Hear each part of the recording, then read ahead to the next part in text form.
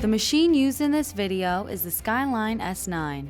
Go into Sewing Applications, the T-shirt, Page Over, select Quilting, then Free Quilting. It will say to lower the feed dogs, so go ahead and do that. And then select Straight Stitch 1. Now, before using a ruler foot on machines like the S9 or S7 that don't have a ruler mode, make sure that the auto lift button on the screen is disengaged. When it's off, it will be blue. When it's on, it will be yellow. Now moving off screen, do not press the auto presser foot lift button on your machine. Manually raise or lower your foot using the presser foot lifter from the back.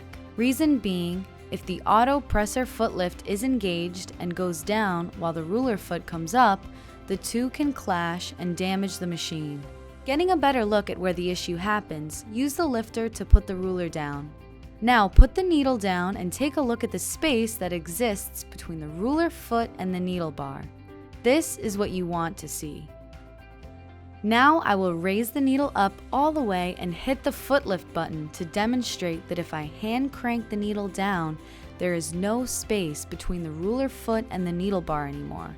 This is what you don't want to see.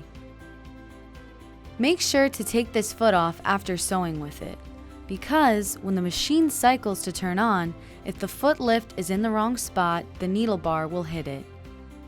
Another good thing about manually raising or lowering your foot from the back is that when the needle is down and you need to lift up your foot to pivot your fabric, it will not damage your machine.